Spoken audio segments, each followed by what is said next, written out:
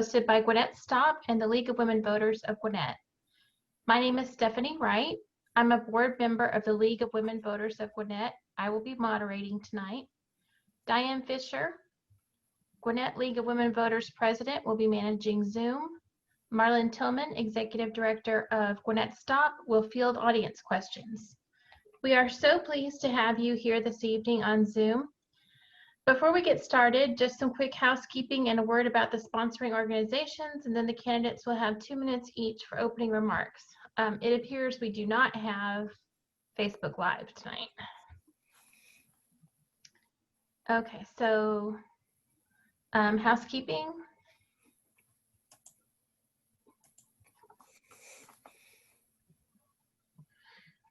So people are watching on Zoom. I'm not sure about Facebook Live. Since this is in webinar format, you will only be able to see and hear the panelists.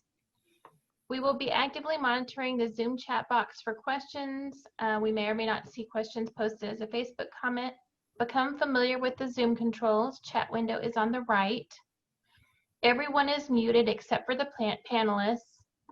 This session is being recorded and will be available on Gwinnett SToPP and the League of Women Voters of Gwinnett Facebook pages, we hope, and is the copyrighted property of the League of Women Voters and Gwinnett SToPP. Recordings of this event may only be shared or used in its entirety.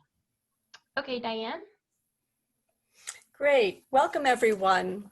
So the League of Women Voters is a nonpartisan political organization. We envision a democracy where every person has the desire, the right, and the knowledge and the confidence to participate. Since 1920, 100 years, the League has been committed to engaging all citizens in decisions that impact their lives.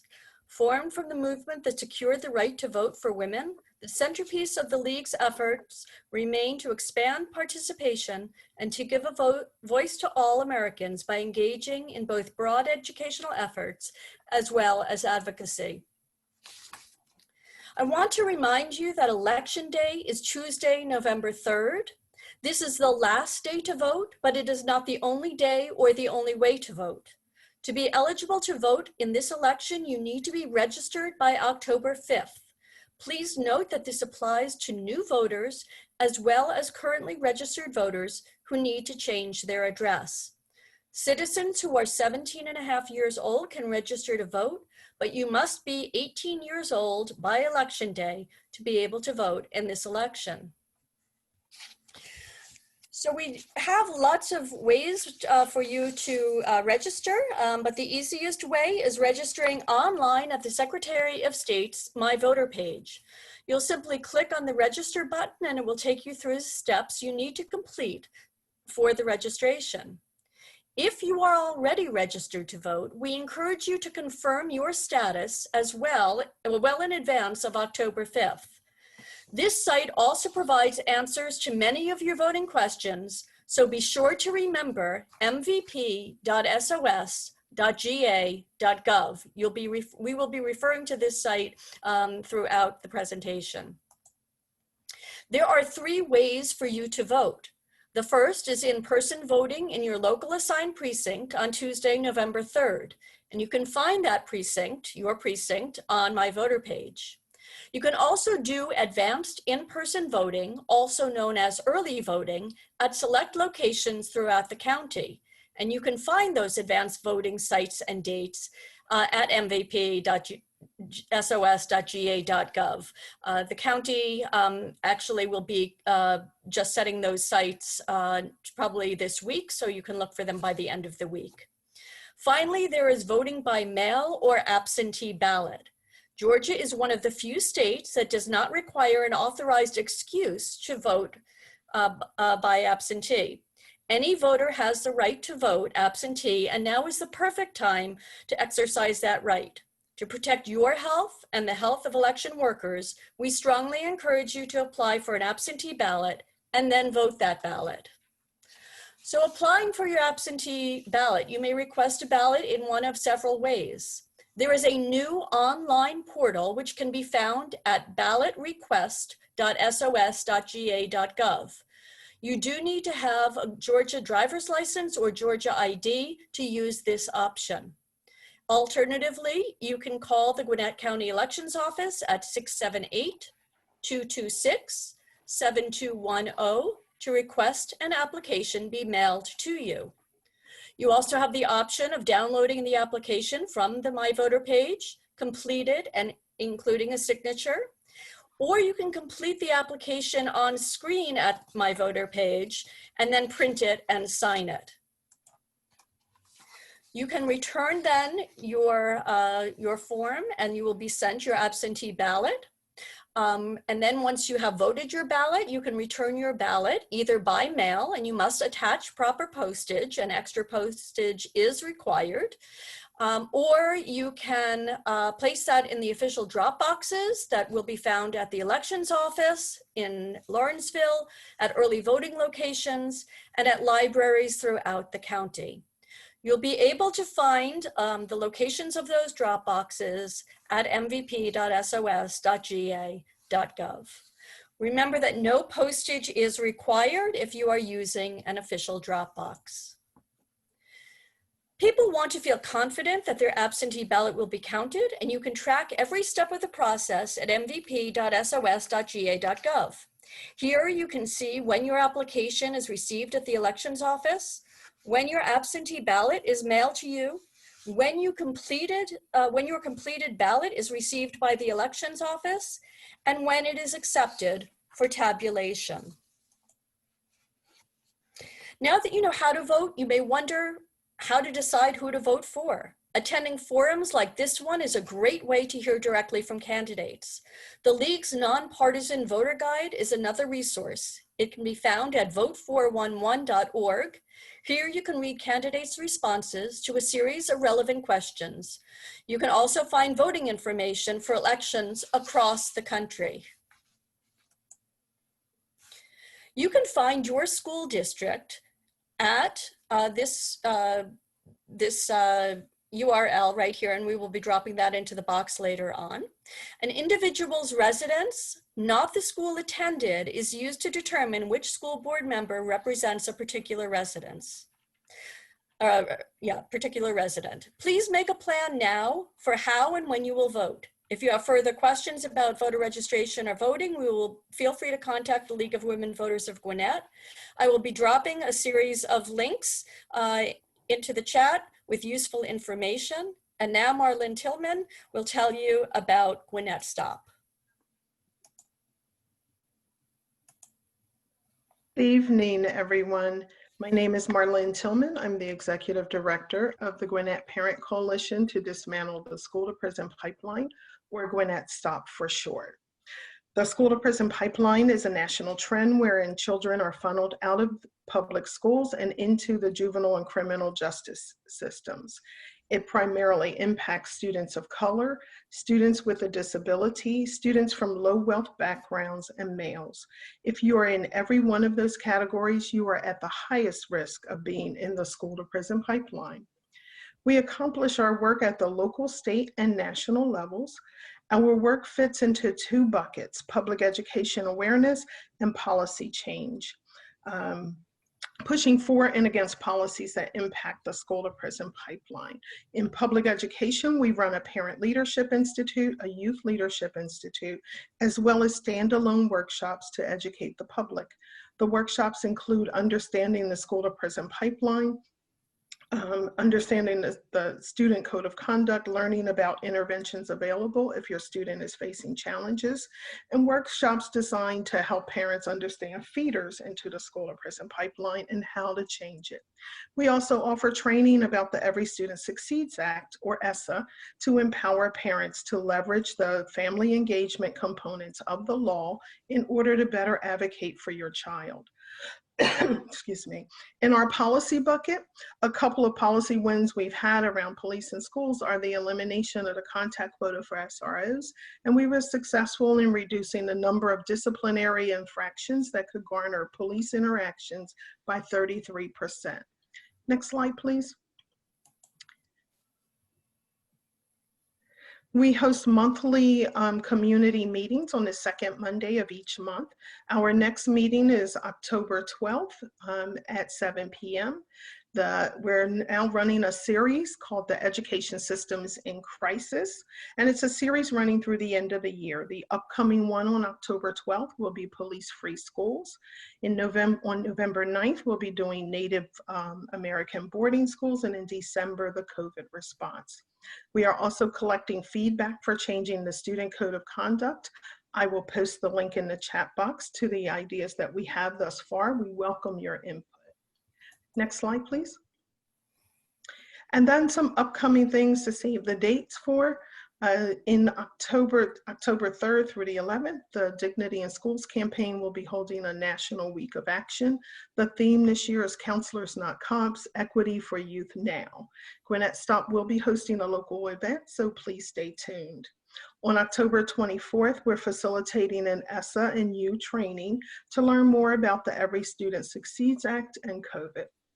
And finally, the PLI, the remix, will be held again, and dates shall be announced soon.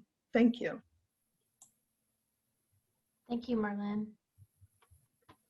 Okay, so the candidates tonight are incumbent Carole Boyce and Karen Watkins for District 1, and incumbent Dr. Mary Kay Murphy and Tanisha Banks for District 3. We'll start with the opening remarks for Ms. Boyce.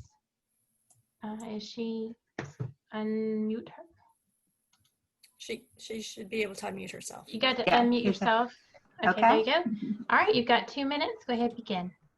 All right, well, thank you for this opportunity. And I'll tell you what, I learned quite a lot of information from the introduction there and hearing about both of the organizations. That was very, very informative. And I know many of the listeners will enjoy that as well.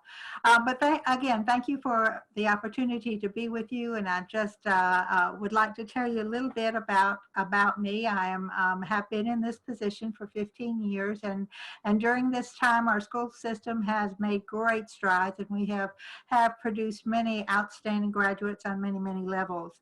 The number of schools, the opportunities that we have is just phenomenal. If you look at the number of choices that students have, whether it's in the specific high school things that we have for students, but also many things within our academies and so forth. I would very much like to have the opportunity to continue because we are on the right track. Of course, there are things that we need to do, but our school is our school system is a proven success story, and I have been pleased to be a part of it. Certainly we can always have changes, but we do not need a fruit basket turnover and make sure that many, many things are upside down and we are not going in the direction that we need to go. So I know that we have a large budget. We are very, very lean with how we spend that, and we make sure that each one of our students gets the very best education that they can. So thank you for the opportunity for having me today, and I look forward to the questions as we go through this evening. Thank you. Thank you, Ms. Boyce. Okay, Ms. Watkins, you're next. Let me, and are you, okay, so you're ready? Okay, begin. Hi, my name is Karen Watkins, candidate for Board of Education, District 1. Some background about me. Today, my full-time job is in strategic sourcing, which is with supply chain management for one of the largest commercial real estate companies in the world. I've been in supply chain management for about 15 years, so I have a great understanding about operations, how we spend money, and how we are able to, how we manage our budgets and how we spend that money, and identifying cost savings and things of that nature, opportunities for the clients that I work with. So with that said, I do have a master's in business administration and a BS in biology. I moved to Georgia in 2015, settled in Gwinnett County.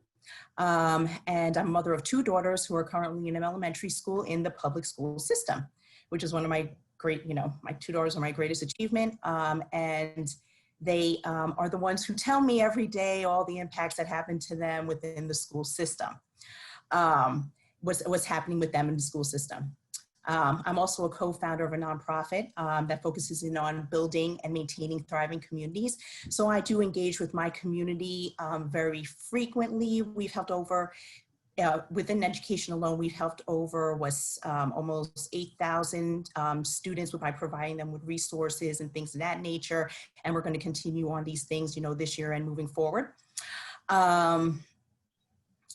I decided to run for school board in fall of 2019. As a parent of 2 young girls in the school system, I've noticed there's a plethora of opportunities that have not been identified by the current school board member.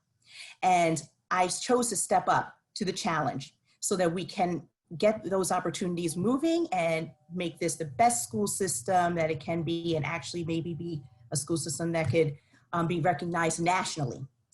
I can give a fresh new perspective. Thank you, Ms. Watkins. Okay, and next we have Ms. Banks. Tanisha, if you can unmute yourself.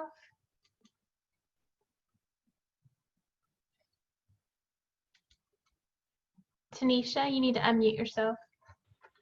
Ms. Got Banks? it. Thank Okay. you. You hear me? And I can hear you. Go ahead. Okay. Thank you, Gwinnett SToPP and League of Women Voters, for hosting this platform so our voters can make their decision about who will best represent them and who will best represent their values and who will be the best to get the job done, and that is me. My name is Tanisha Banks, and I am your Democratic nominee running for School Board District 3. And as your school board member, I will represent your voice and the voices of the voiceless in public education. And as your school board member, I will be accountable to your taxpaying dollars because you'll be footing that bill. And I need your buy-in on how that money is being spent, and I'll make sure that it is transparent, easily and readily available for you to see. And that's my promise in reference to accessibility.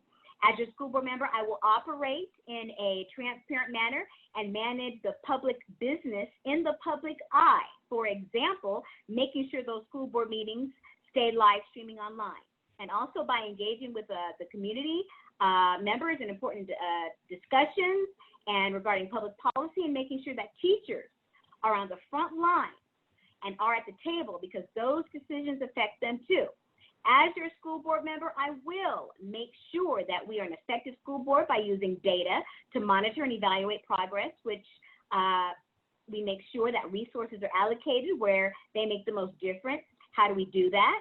We do that by staying in touch with what's working and what's not working, and being able to recognize that there is an issue and then find solutions to solve those problems. And what I mean by staying in touch is being present, engaged, using my present knowledge and experience as a special education teacher who is fully aware of the intricacies of the public school and technology. Lastly, as your board member, I'll be your voice to stand up for you, advocate for what is best for our community and students. I will ask the tough questions, make tough decisions, and those decisions will always be made with your health and safety, livelihood, and taxes in mind. I will fight for you. Thank you, Ms. Banks. Okay, and now Ms. Murphy, let's see, if you can unmute yourself. Good evening, I'm unmuted. Okay, and begin. Excellent, thank you very much. It's an honor and a privilege to be here with this meeting sponsored by the League of Women Voters and Gwinnett SToPP. I very much appreciate this opportunity. I want you to know 3 things about me. First, I was a public school English teacher for 7 years in Georgia and in California. And in that regard, I was able to determine the role of the teacher and how very, very important it is to the lifeline of the students who are in their care.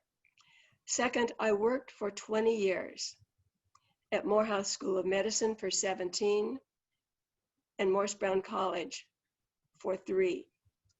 During those years, I worked very hard to raise private money for scholarships for students, making certain that many of them were the first in their families to ever go to college, and at Morehouse School of Medicine to make certain they were the first in their families to ever go to medical school. From that work, I learned lessons about health disparities and the impact of the metabolic syndrome on people of color, especially those living in the South Sun Belt. Third, I am an elected member of the Gwinnett Board of Education, and my experience as a public school teacher and as an advocate for African Americans made a very big difference in my work on the board. I have a record of supporting student and school safety, focusing on academic achievements for all students, ensuring fiscal responsibility to the taxpayers of Gwinnett County, to the state of Georgia, and to the federal government for our $2.346 billion budget, supporting teachers, making certain that teachers received 95% of them this year pay increases, and that they had no furloughs. Thank you, Ms. Murphy. Okay, and now we will begin the prepared questions. You will each be asked the same questions, and we'll rotate the order of response. The questions will vary in length. The response time will vary in length from 1 to 3 minutes. This first question is a 3-minute question. Okay. We'll begin with Ms. Banks.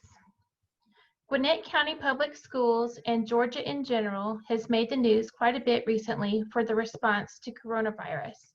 Since closing the schools initially and returning to school now, what do you see as the strengths and weaknesses of the school district response so far?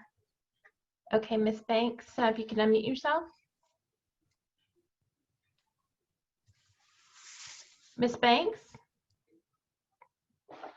You need to unmute yourself so you can speak. Got it. Okay, and begin.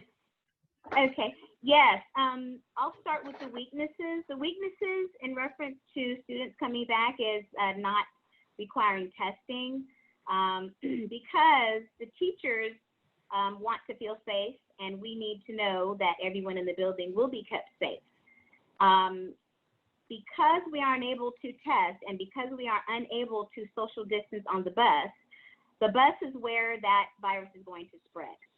Children are packed in the bus, not social distance, and if anyone in that bus is carrying the virus, they will spread it on the bus. So as much as precautions that we can take as teachers inside of the building, which is social distancing, washing hands, sanitizing our desks, the infection is going to start on the bus. Children are on the bus more than 15 minutes, and they are not spread 6 feet apart, which is the guidelines that we would need to follow in order to contain the spread. And initially in the morning, that is not being done. In reference to our success, the success that I see is for my students is being able to individually work with them digitally, because we do have students that are digital and in person. So I'm able to pull my special education students out one-on-one in particular rooms or monitor their work by them sharing their screens and making sure that they're doing what they're supposed to do, as well as communicating with their parents and easing the unease of their parents in reference to what their student is or is not doing. There's a lot of opportunity for improvement.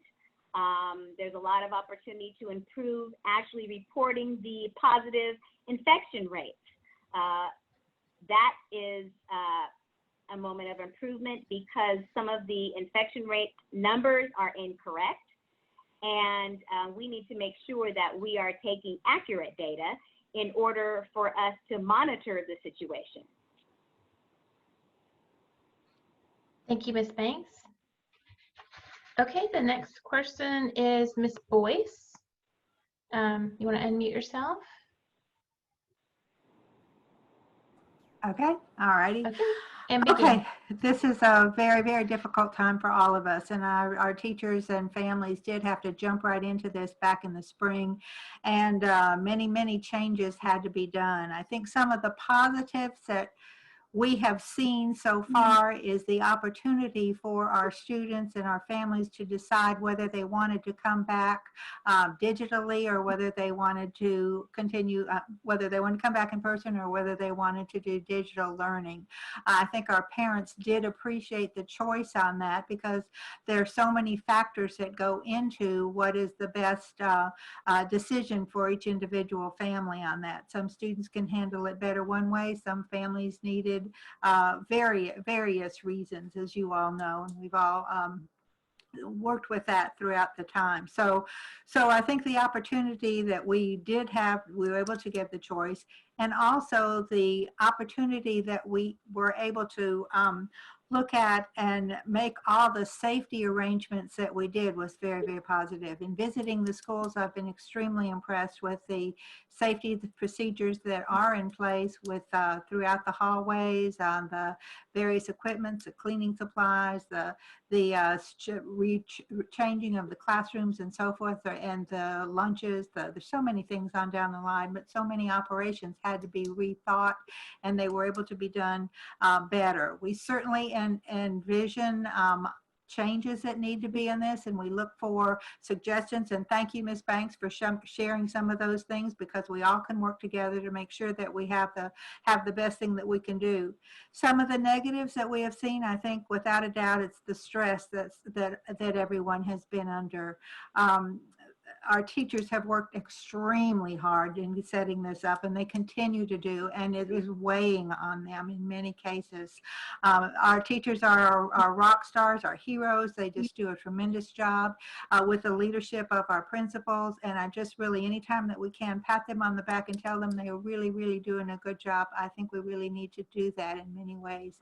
But it is wearing on them, no doubt about it. It's a tremendous job to see the bright light on the faces of the children. That's why they're there. It's certainly not for the money and so forth, but we do have tremendous teachers, and anything that we can do to alleviate some of their problems in dealing with the double planning for so many different lessons that they have to do, and making sure that we take care of each other and make sure that we be kind. That's, I think, one thing that we can do to help.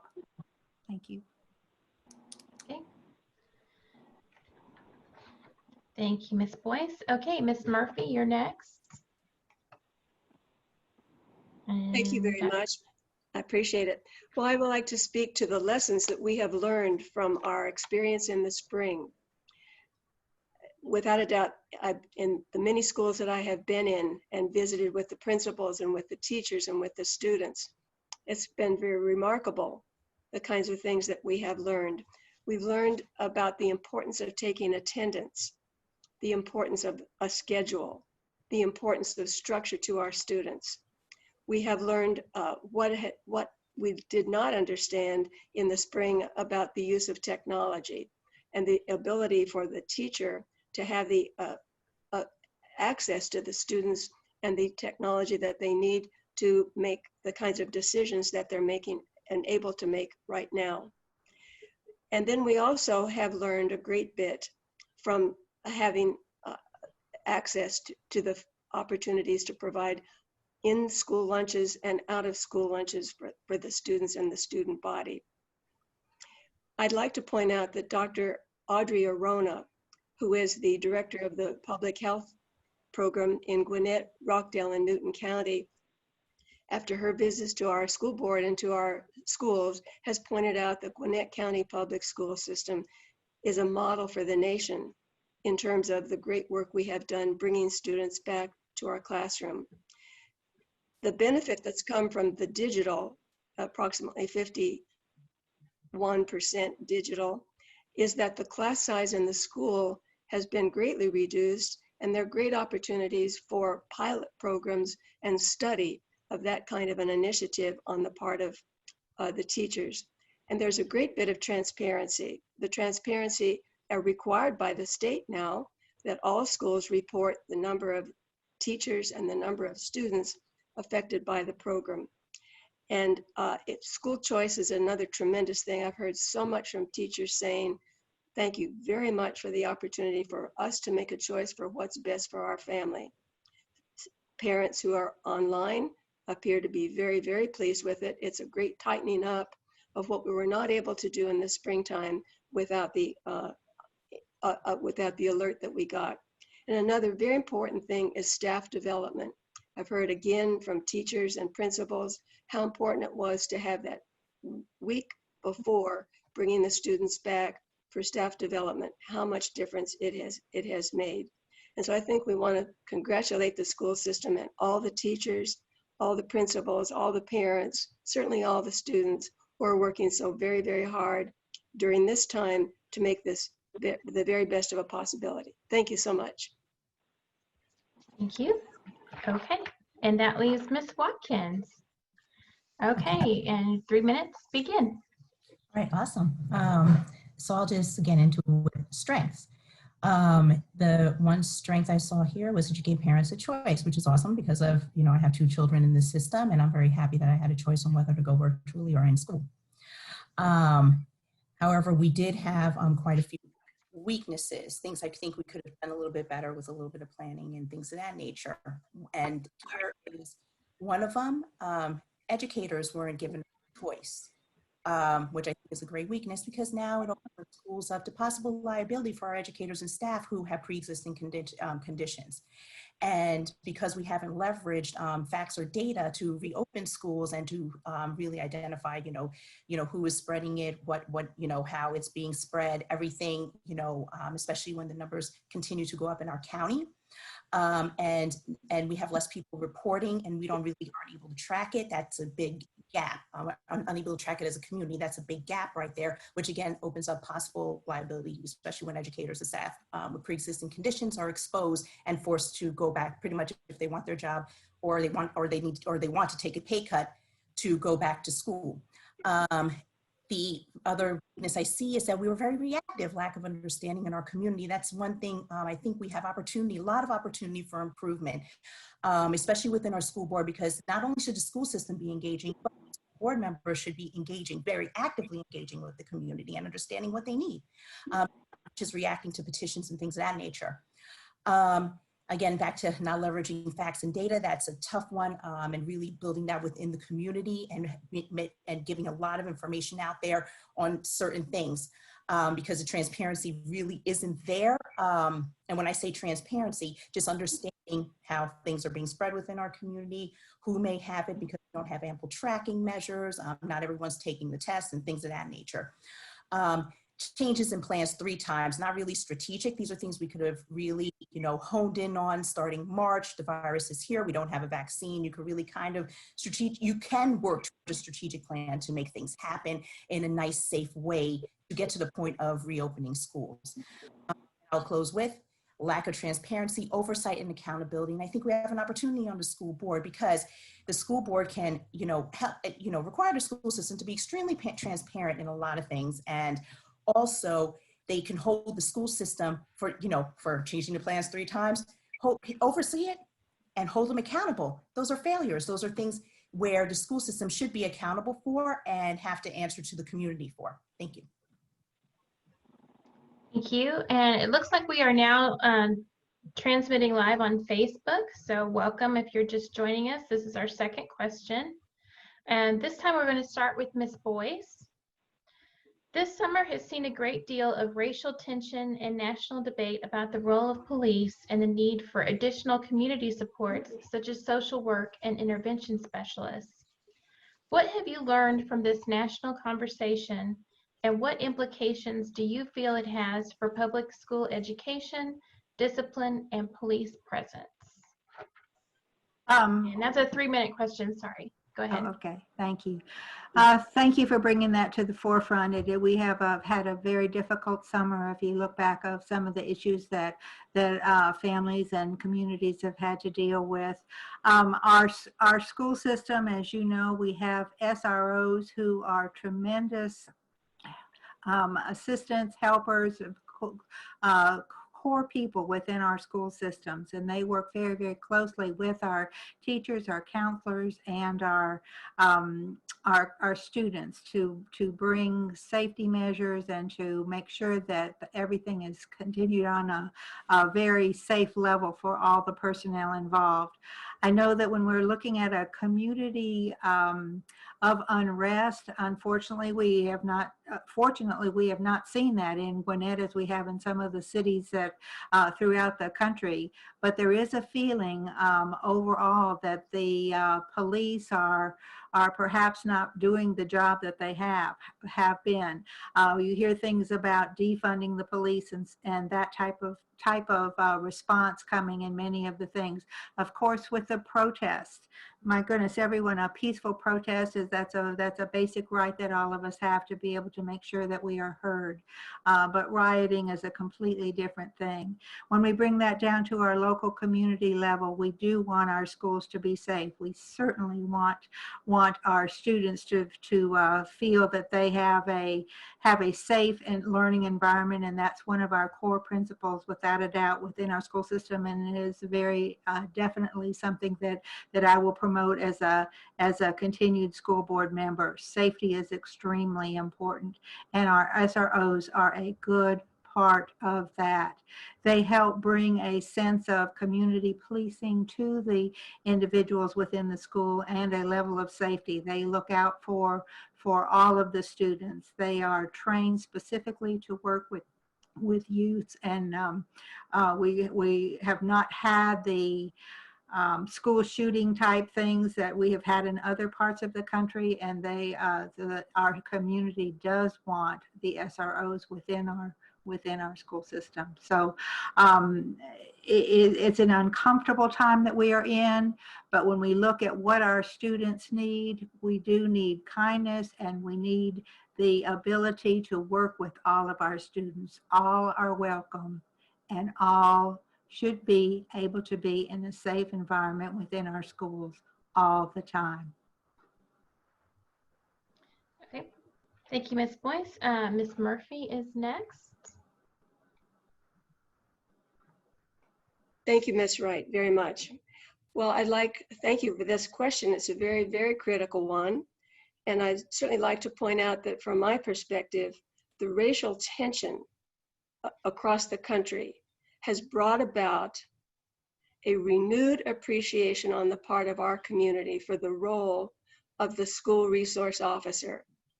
We began the school resource officer program in 1994 when there were unfortunate riots around the country and situations that made us appreciate how very vulnerable our teachers were and how vulnerable our students were.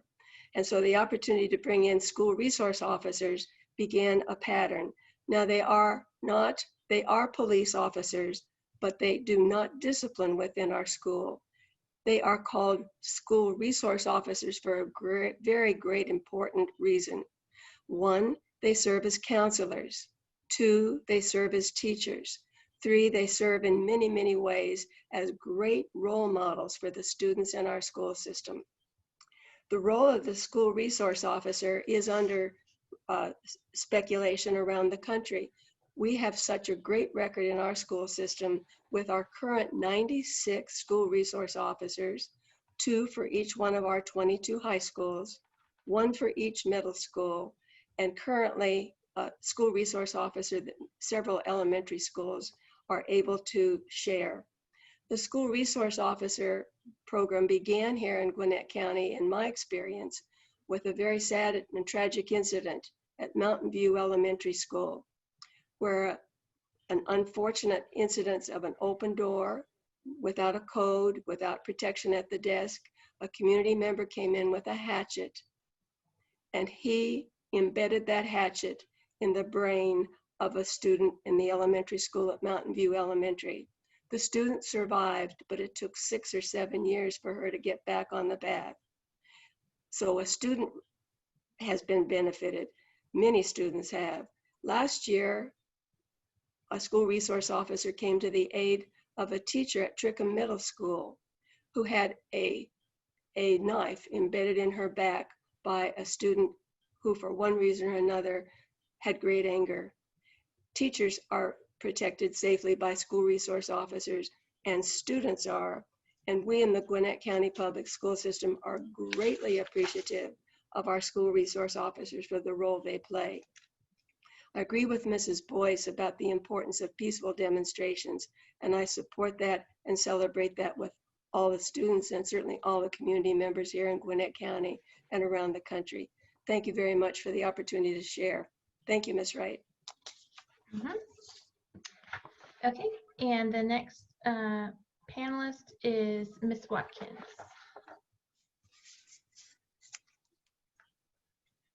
Okay, thank you. So I'll start with this. The SROs are supposed to be responsible for keeping our children safe at school. And sometimes I think we could get a little bit off track in understanding, what is safety. And, Dr. Murphy and Ms. Boyce have brought up some good points of where if we are leveraging our SROs properly, this is a great thing.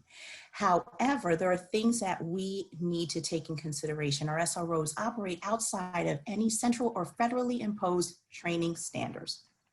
So with that means there is little or no training when dealing with our children. And my understanding is, as of today, the SROs would report to a principal. So there's no real centralized training. And you could correct me if I'm wrong, because I don't know, maybe there's an outside entity that actually trains the SROs. However, I have not been able to see that as of yet. Speak up if I am wrong. However, that could be problematic, especially when our SROs are not trained with dealing with our children. All right. So when I say problematic is that excessive force and racial bias, which can tie back to the reinforcement of the school to prison pipeline, all that undercuts the ability of having an SRO and successfully keeping our children safe and could hurt our relationship with the community. So what we have to take in consideration is, and this is based off of speaking with our community members and, trying to understand, exactly what is going on out there, is rebuilding that community trust. When you start breaking those barriers and trust, i.e. when you see your children getting abused at school, or you see these things, because of the school prison pipeline, a system being formulated within like a school to prison pipeline is kind of showing this, especially with the high disciplinary measures. And we have stats and data that do support that. It's hard when your community doesn't trust. And so therefore they may not want that SRO, and just even informing them that there's other options out there. You can leverage the SRO if given the proper training on how to work with children. However, and be able to be that de-escalator, but if they're an escalator and that's all their purpose is, that's not necessarily helping our children. We can need more counselors, more social workers. There's ways to work around this. Again, universal training standards, and just simply working together to break down the school to prison pipeline. Working together with our law enforcement agents and other community stakeholders like Gwinnett SToPP, League of Women Voters, all those who are here today trying to help us through these things, to help to build programs which limit suspensions and arrests and misdemeanor acts, because this influences our kids' future, regardless of saying, just because you're saying they're safe because his SRO is there. But if it adds to the pipeline where you start bringing them into it, then that is a problem. But there are solutions with working with our community. Thank you.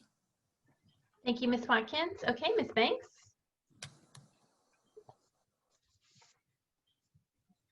Can't hear you yet. Hold on, Ms. Banks. There you go. Okay, I can hear you. Okay, begin.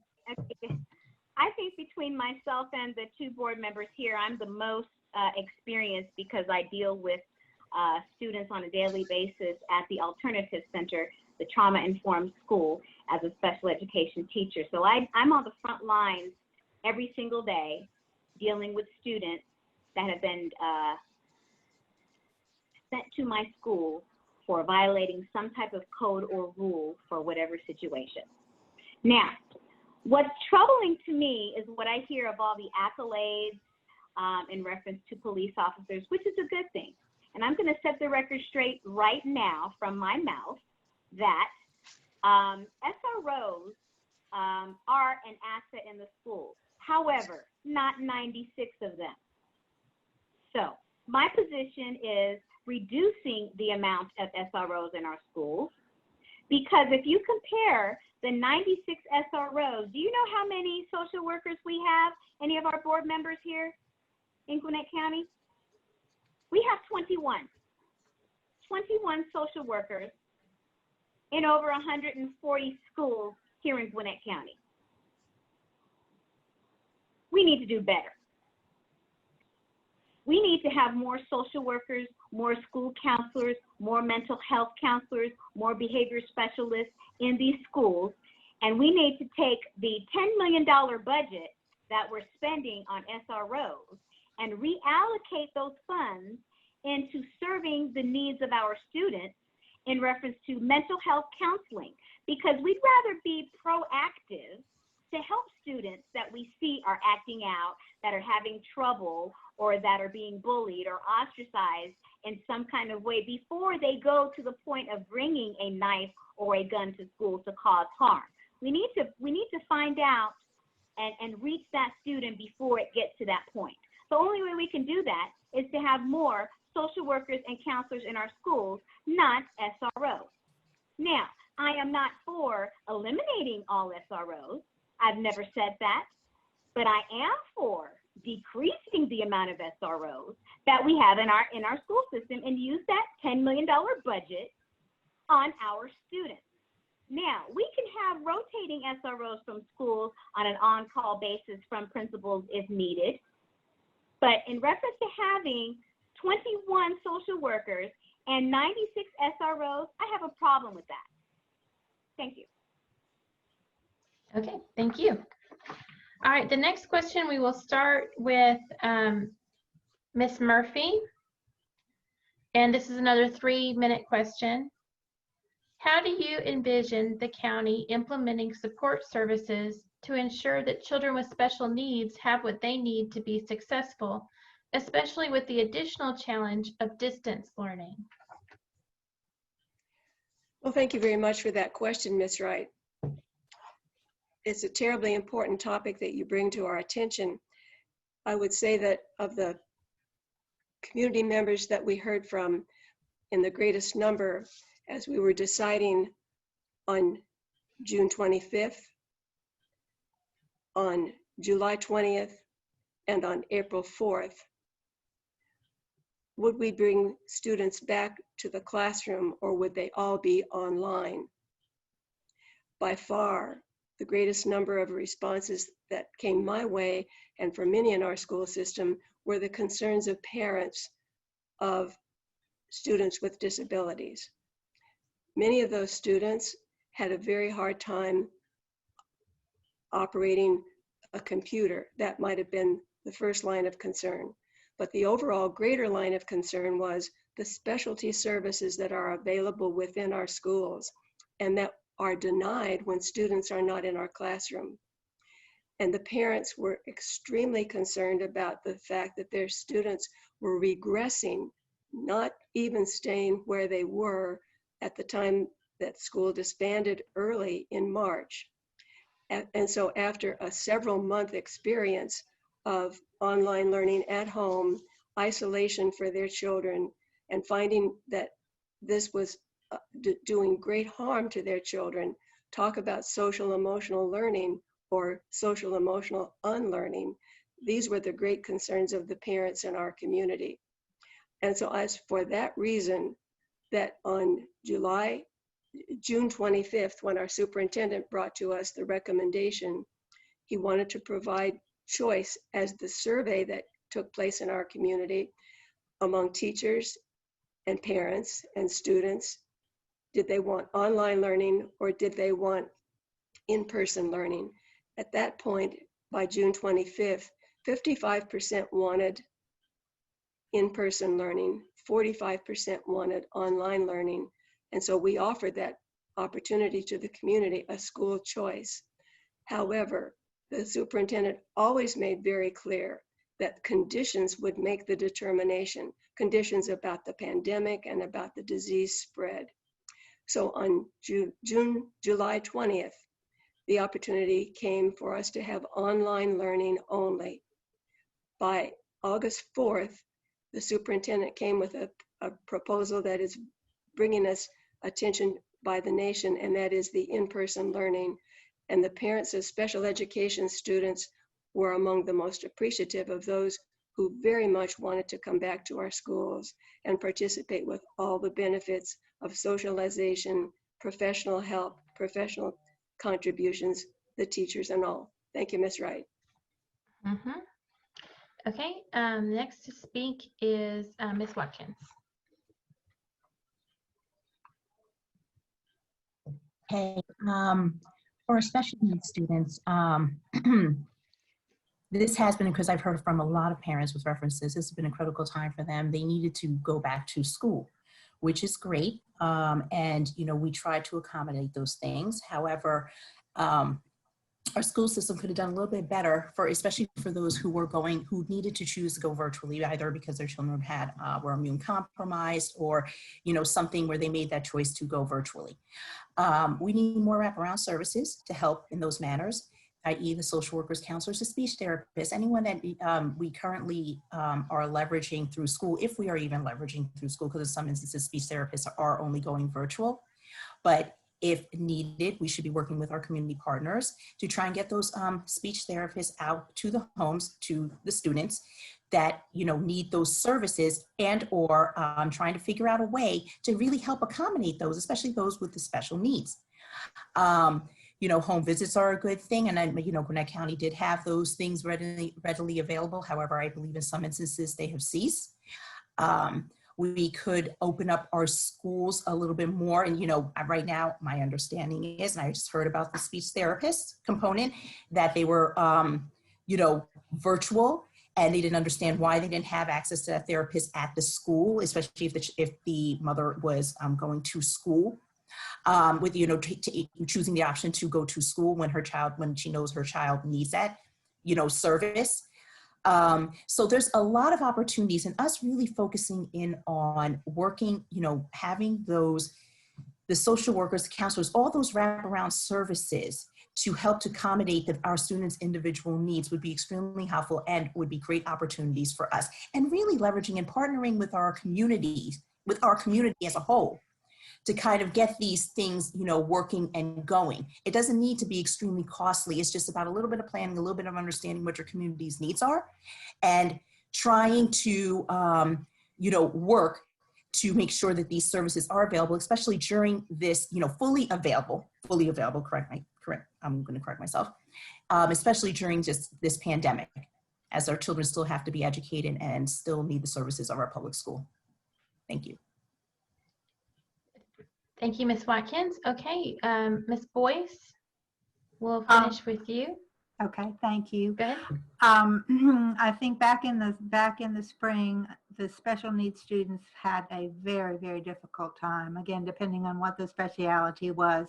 And many of them just almost felt like they wanted to just give up. It was a very incredible thing. And I think if we look at some of the social services that they did need during that time, several of them did go through very depressive states, and it was a very difficult time for them.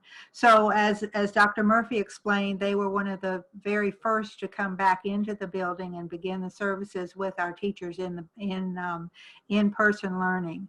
And again, it depends very much on what that individual student needs. So many of them were not able to get as Ms. Watkins referred to, the wraparound services back in the spring. However, there are many more available that are in the building itself, and some of them are virtually available at this time.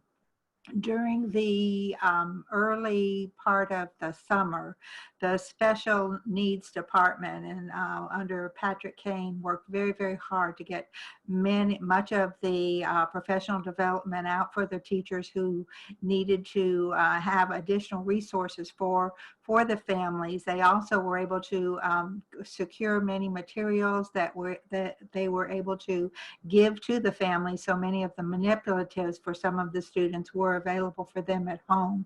They worked very hard with that, I'm trying to remember the name of the program, but it is escaped me right now. But anyway, there were quite a few things that were done. Again, even today, the needs are very different in some situations where the child really cannot function very well digitally, but it again is falling on the families in many respects. But this is an area where we need to continue to work, and again, all of the additional services that are available in the school do need to be available however the families can reach them. And perhaps we do need to do better with that, but our special needs students and our teachers are priceless. They are very, very precious, and they need to have all the services that they can and all the help. This has been extremely stressful for them particularly. Not that it hasn't been stressful for everybody, but it has been particularly for them.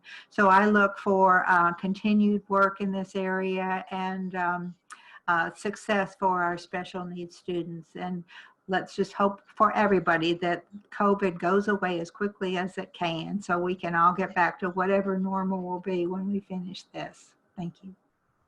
Okay. All right, so the next question is, we're starting with Ms. Watkins. It's a 2-minute question. How would you describe an effective school board member? I would describe an effective school board member as someone who is thoroughly engaged with their community. As an elected official, I believe that's extremely important to understand your community, for your community to know you, and know that you are there for them. An effective school board member is someone who encourages transparency, has oversight over the school system, and holds the school system accountable for any failures or any ineffective programs or things of that nature.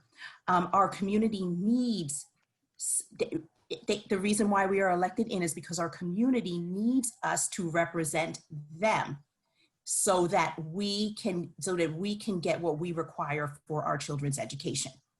And if there is a lack of oversight, lack of accountability, if it's continual rubber stamping, if it's, everything can't always be great. It just isn't. There's always opportunities for improvement. There's always change. Gwinnett has changed. If we're not able to identify that, if we're not able to take that within ourselves and really, hone in on that and understand that we need this, then then you become ineffective. So to me, it is someone who's engaging with their community, encourages transparency, is a school board member is transparent with their community, and is encouraging transparency with the school system, oversight and accountability of the school system. An effective school board member. Thank you, Ms. Watkins. Okay. The next person is Ms. Banks. An effective school board member is someone that has a pulse on their community, understands the needs of their community, understands and listens to the parents and the teachers in order to bring their voice from their district to the board in reference to representing them. Also holding the school system and the superintendent accountable, meaning having a strategic plan in place that is measurable and observable, so you are able to justify, use the data to see if you are making your goals or you are mastering your goals, or whatever the goals may be. You have to have a situation to where you're able to track, so you can tell your constituents, we are on track doing X, Y, Z, because people need to see that. It needs to be visual for people to see. Transparency is something else that an effective school board member needs to be. It's transparent in numbers, easily accessible on the internet, and not having to request an opens records request for anything that you want to find out data about. And that is what's happening right now in our school board. We don't have the transparency for the community to even look up anything they want to look up, because you have to request an opens records report to find out any data. And that should not be. The data should be readily available, accessible all of the time on our website, and it should not require anyone to have to pay for it in order to view it. And that will be an effective school board, knowing that the community has a voice in the decisions that are being made that are going to affect that community. Thank you. And now we have Ms. Murphy. Yes, thank you, Ms. Wright. I'd like to remind us that in 2010, the General Assembly passed Senate Bill 84. Senate Bill 84 outlines the role of the school board member, and it is codified in law. It was passed during the time of Governor Deal. It points out that school board members do not represent any particular constituency. They represent all constituencies. It points out that school board members are to work together. The role of school board members is to be a united front on behalf of the constituents in the community. The governance role of the school board member is the most important role of all. Governance is not to be confused with the advocacy role or with the parent role or with the teacher role. We might all carry many of those roles, but those roles are not what's effective and what's required in a school board member. The topic of transparency is a terribly important one, and I would point out that, in my opinion, the Gwinnett County Public School System is the most, if not one of the most transparent school systems in the nation. I do, however, appreciate what many might be saying, or some might be saying, about the need to be aware of how to access the information.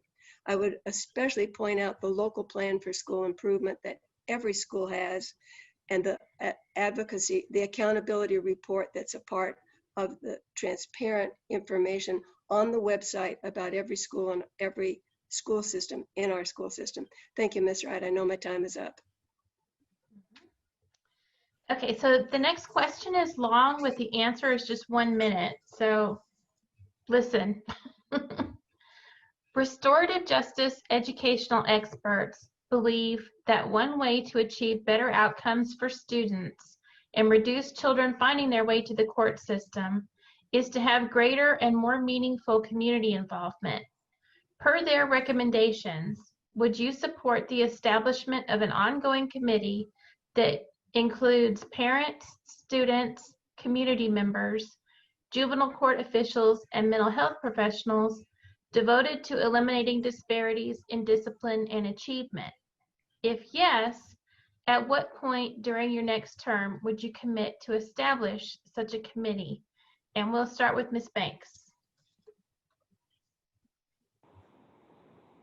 Absolutely, establishing a committee with all of the members that that you stated, because it's important that our students get the restorative justice model in reference to being able to establish relationships with people in the community, having community involvement and community connection, having parent involvement, which is much needed. And when we have community, parent, and student involvement, that would actually help a lot in reference to a lot of the things that are going on and what children are experiencing in our schools now. Thank you, Ms. Banks. Ms. Boyce, you're next.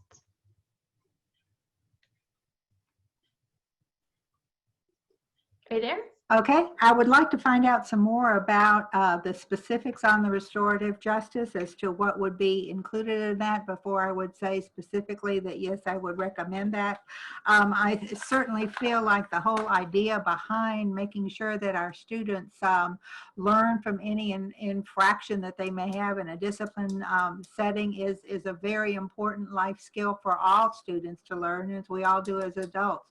We've all made mistakes along the way, and we have learned from these. families, and sometimes even years later, we think back, well, we should have handled something differently.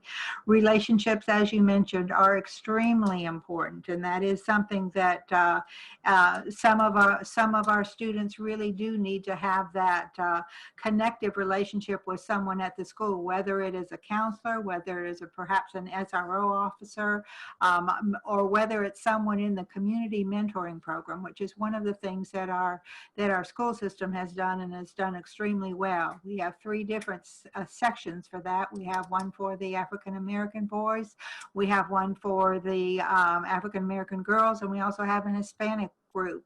And Thank you, Ms. Boyce. Okay, and next we have Ms. Murphy. Thank you, Ms. Wright, very much. I very much appreciate the spirit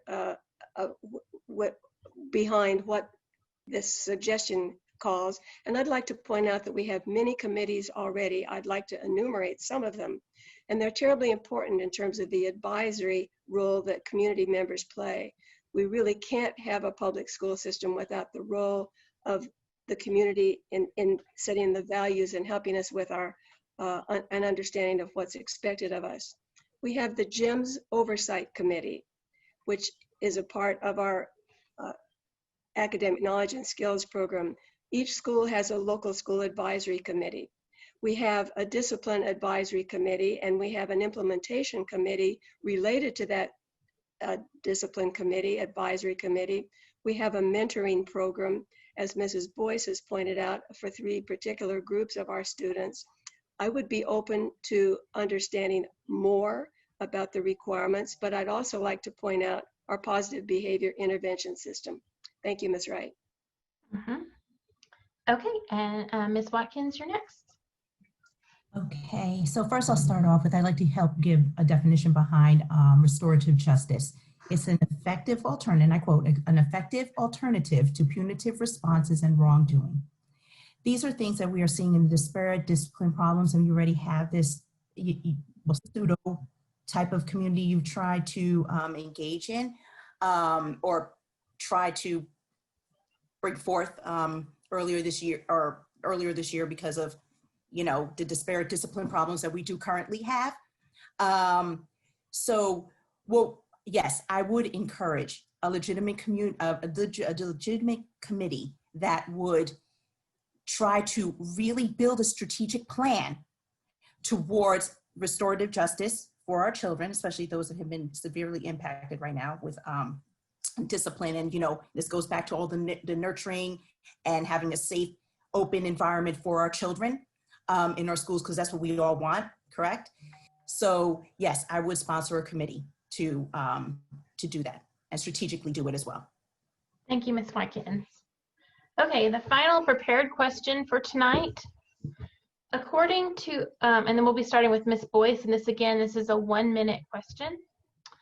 According to Open Georgia, Superintendent Wilbanks' total compensation as of 2019 is in excess of $600,000, making him one of the highest paid superintendents in the country.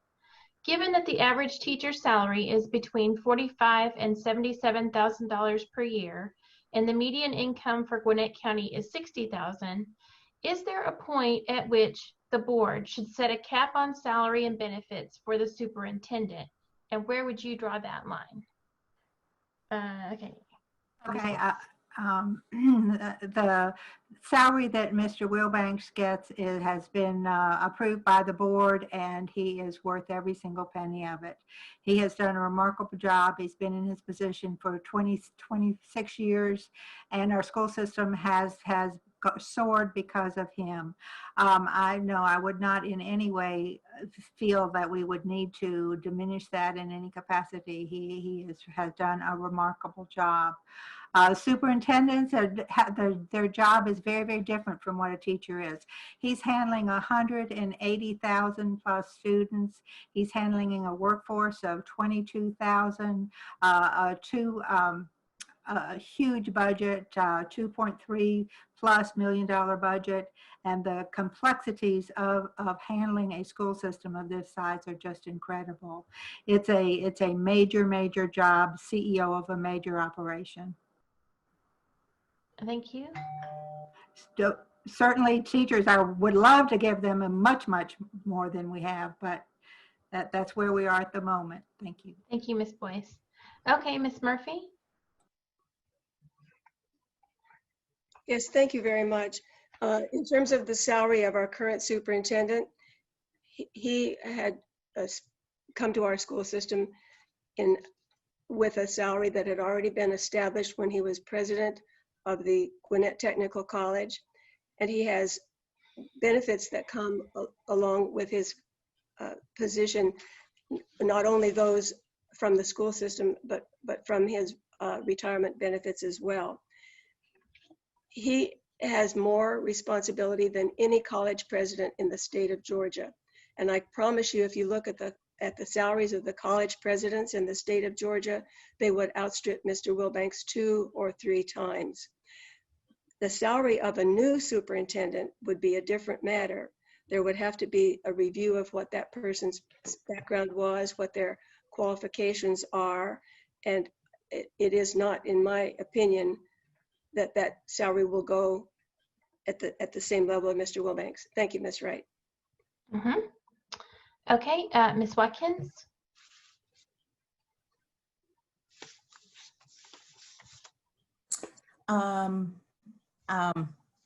With reference to superintendent salaries, I don't believe the superintendent should be making more than the President of the United States. I think that's almost, it's pretty egregious and somewhat irresponsible with our taxpayer money. I believe that our teachers do need to be paid more and have more benefits. And also more professional development, things of that nature. Some of that salary could go towards helping towards that. You can talk more if you want to. I'm sorry, I gave you the wrong card. Oh no, I'm good. You're done? Okay. Yep, thank you. All right, sorry about that. And Ms. Banks. Absolutely, I think that salary is too much. He makes more than the President of the United States and the governor. And Gwinnett County is struggling to get Chromebooks that cost about $100.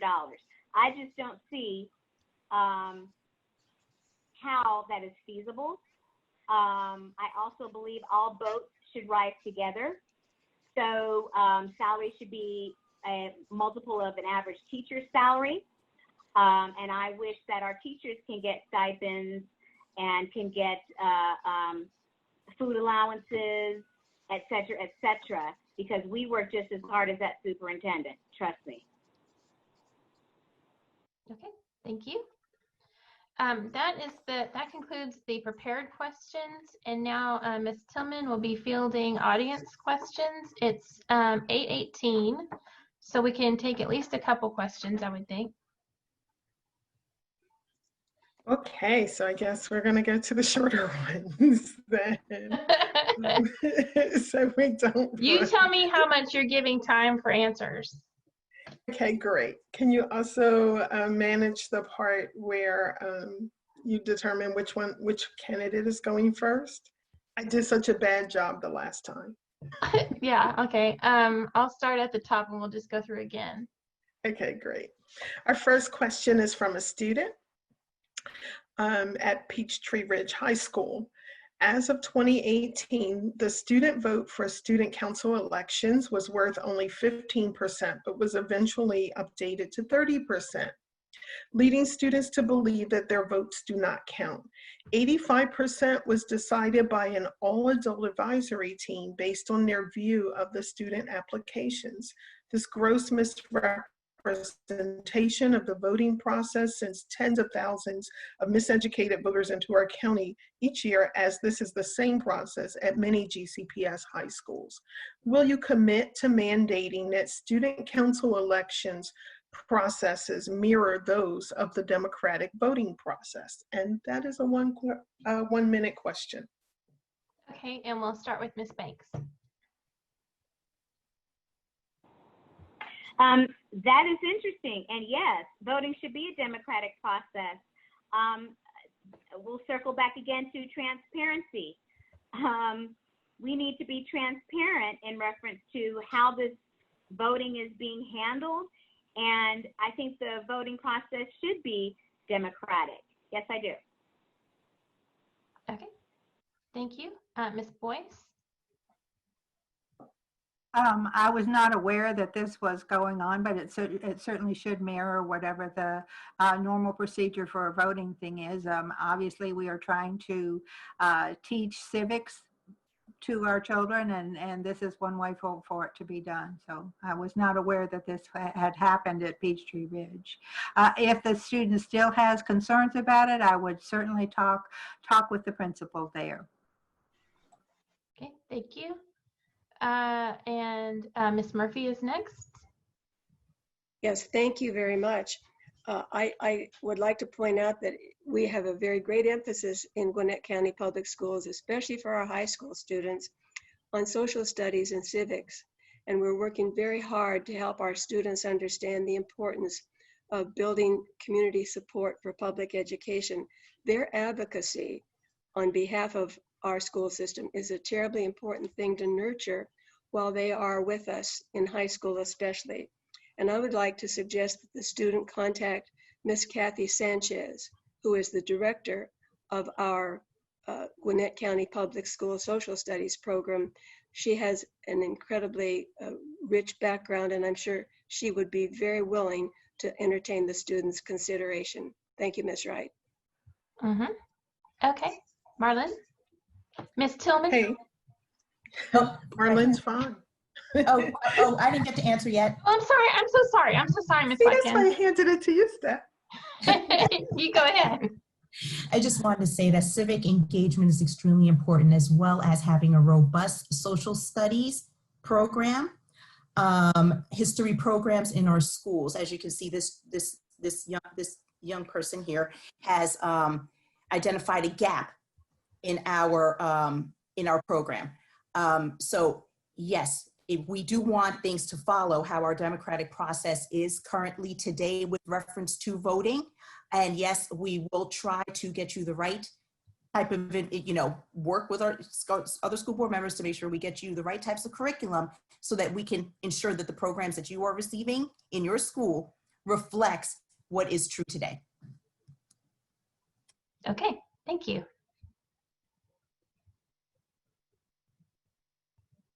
Okay, next question. Also a 1-minute question. Do you feel that implicit bias training should be mandatory and ongoing for all Gwinnett employees, including Board of Education members? Why or why not? Okay, and Ms. Boyce, we'll start with you. Implicit bias training is something that is available through our professional development, and it is something that I think all of us do have implicit biases, no matter who we are or what we are. And I think when we can bring this to our attention and make sure that we are aware of it, it is an important thing to do. Whether it should be done in a mandatory type thing or in an offered type arrangement, that is still up to be decided, but it is something that we do need to look at. It is available, and let's all take advantage of it. Thank you. Okay, and now Ms. Murphy.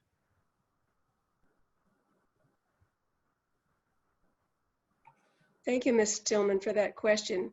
I've been very blessed to benefit from having implicit bias training in 2 different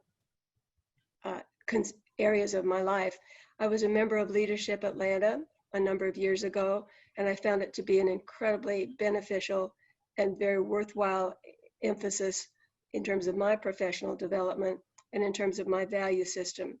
I also was blessed when I was at Morris Brown College and Morehouse School of Medicine to participate in programs such as those. I believe that our school system has rich and ample opportunities to move in that direction, and I appreciate the very fact that you brought the question to our attention. Thank you, Ms. Wright. Okay, and now it will be Ms. Watkins.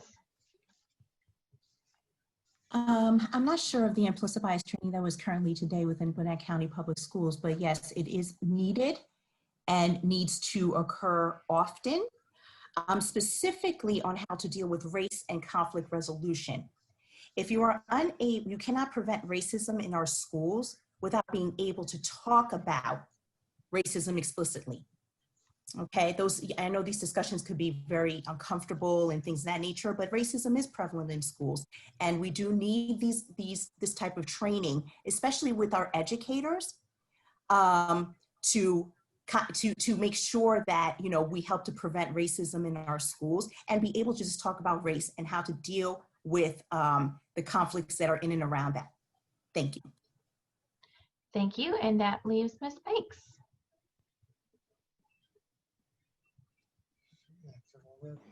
Am I off of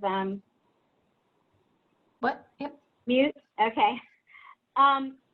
Yes, implicit bias training. I'm not sure what implicit bias training they're referring to that we offer. If it's a PD&E, but that's like a computer system program where you sit and look at a few slides and maybe click exit and sign that you've done it. I think that we need something different than that. I think we need to have conversations. Also, you know, bias occurs when there's a disparity or gap between suspensions. So we have a disparity in suspensions of Black students in our school. So we're only 39% of the population, but we are 50% more disciplined. So there is a problem, and we need to solve that problem. And implicit bias will be that way forward. Okay, thank you. Okay, we are at 8:26. Can we do one more and then closing remarks, do you think, or go straight to closing remarks? Okay, let's do one more. Okay. So let me scroll through real quickly, because if it's going to be one more, I want to make sure I get something that's short. Okay. There is a significant amount of discourse, much of it negative, surrounding a more inclusive curriculum that serves the needs of a vibrant and diverse community. Simply put, do you support a curriculum that addresses these critical shortcomings? I'm going to say, can we do a minute and a half to give folks time to elaborate a little bit? Let me set my, give me a second. Yes, we can. Okay, thank you. Okay, sure. Okay, we're going to start with Ms. Murphy. You have a minute and a half to respond. Yes, thank you. Thank you, Ms. Tillman, for the question. Thank you, Ms. Wright. I'd like to share with you the role that, in my opinion, is an essential role for our community to play in our academic knowledge and skills curriculum. We have, for the many years we've had this curriculum, a Gwinnett Education Management System Oversight Committee, the GEMS Oversight Committee. It is composed of community members, school employees, teachers, principals, professors, doctors, lawyers,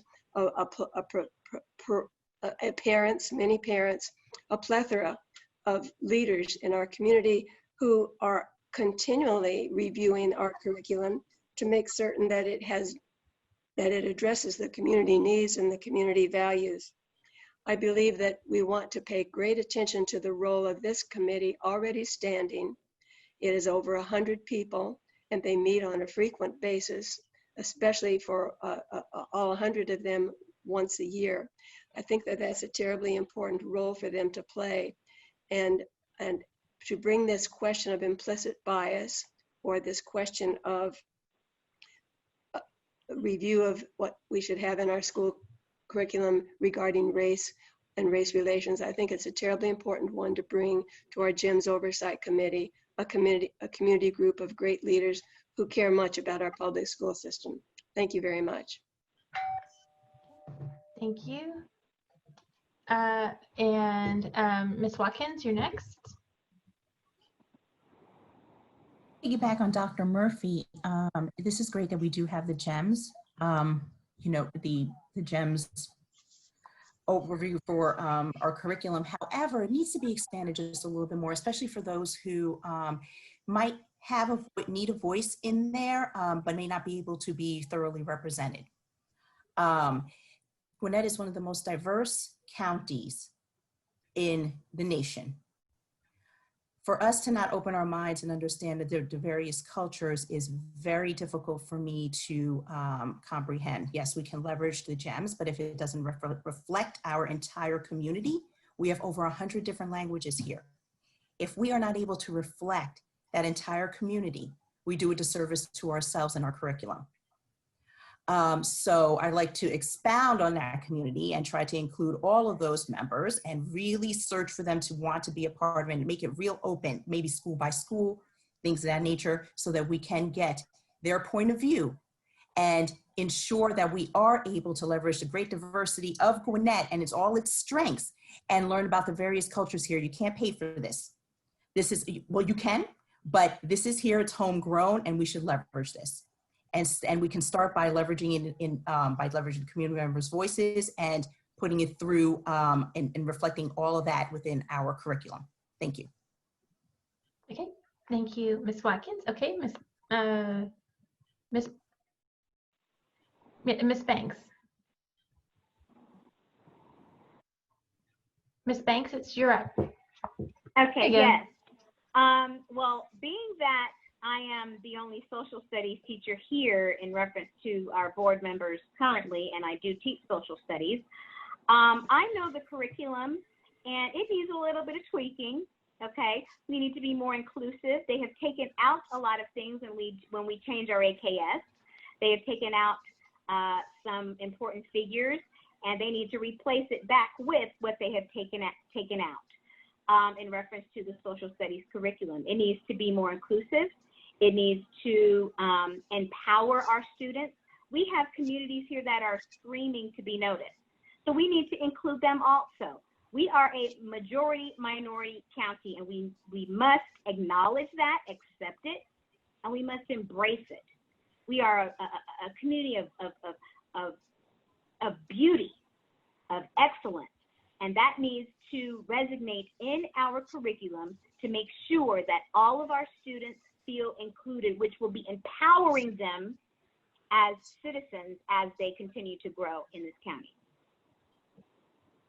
Okay, thank you. And that leaves Ms. Boyce.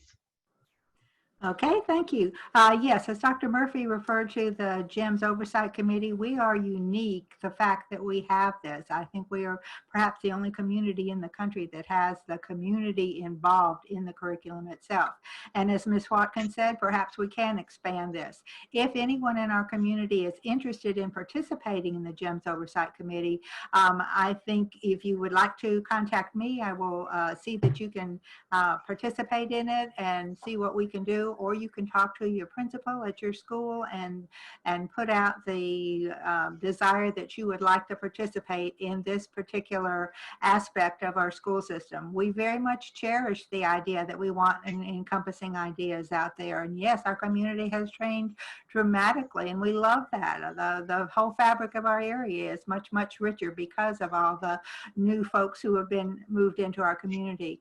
Another thing, when we were talking about some of the literature things that have been advocated, and we do have a multicultural literature course that is being piloted this year in our high school. I think that was one of the recommendations that had come out recently from some of our teachers, but it was already in the works, and we're piloting it there. And assuming everything goes away, we think it's going to be a course that is going to be taught in all of our high schools. So we are making progress there, and we do want to include all voices. Thank you. Okay, thank you. Okay, and it is time for closing remarks. Each candidate will get 1 minute for closing, and we will begin. Hold on, let me get this back to 1 minute. Okay, we will begin with Ms. Murphy. All right, thank you very much. First, I'd like to thank the League of Women Voters, and I'd like to thank the Gwinnett SToPP for the opportunity to be a part of this program this evening. I'd also like to thank my fellow panelists. I commend you. I think you've done a really remarkable job of bringing your points of view to the group. And it's this kind of conversation that we truly must have in our community to advance forward together. So this is an election year of great change, and I ask you to consider the achievements of the Gwinnett County Public Schools in the past. I've been a part of these achievements. I've also been a part of directing the public school system for the future, specifically 2020 to 2030. Help us keep our world-class school system focusing on academic skills, keeping students safe, and promoting a bright and positive future. I ask you to vote for me on November 3rd if you want a leader with a proven record of diversity, equity, safety, excellence, and achievement. Thank you to the Gwinnett League of Women Voters and the Gwinnett SToPP and the listeners of this program, and Godspeed and have a good evening. Thank you, Ms. Murphy. Okay, and next is Ms. Banks.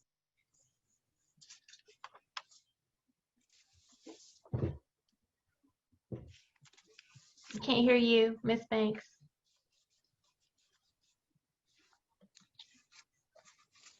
Muted. Okay. I'm sorry. I appreciate Gwinnett SToPP and League of Women Voters for the opportunity tonight to speak. And I want to just say this in closing. Creating a school board policies in a way that is open, transparent, and inclusive of all voices in the community should not be viewed as radical or revolutionary. It actually is what democracy looks like. And these policies should not be made behind closed doors in meetings with only the well-connected and privileged receiving the invitation. It must include all of us as a united Gwinnett. And I just want to ask you for your vote in November. My name is Tanisha Banks. Look for my name all the way down ballot. And I appreciate your time, and I thank you. Thank you, Ms. Banks. And the next to speak is Ms. Watkins. First, I'd like to thank Gwinnett SToPP and League of Women Voters for hosting this event. Thank you so much for bringing this out so that everyone can see all the various candidates' points of view. What I want to leave everyone with is that remember, you want a school board member that is engaged with the community. They want to understand what you need and what you need to help set those requirements, right, and turn them into policies. And that will also be encourage transparency. That elected official will also be transparent, encourage transparency of the school system, and oversee and hold the school system accountable. So remember that on your day of for election. My name is Karen Watkins, Board of Education, District 1, and I humbly ask for your vote. Thank you very much, and thank you all for this opportunity. Take care. Okay, and that leaves Ms. Boyce. Okay, thank you so much, and I do appreciate the opportunity to be with you this evening and share many of the ideas. I think our community is richer because we do have the opportunity to have forums like this. I would very much appreciate your vote. I hope that we can continue on with the great things that are going on in Gwinnett County Public Schools, and that we can enrich the lives of all of our students out there and make sure that they are successful with everything they can by recruiting and retaining teachers, and create just as safe an environment as we can for them, and assure that they have a quality education for all students.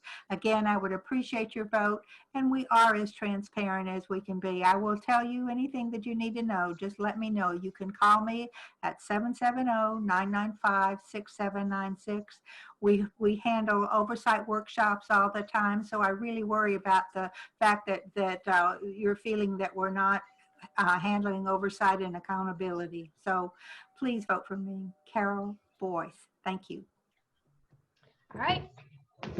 Thank you, everybody. Thank you for coming tonight and listening to the candidates. Diane, can we put up the closing slides?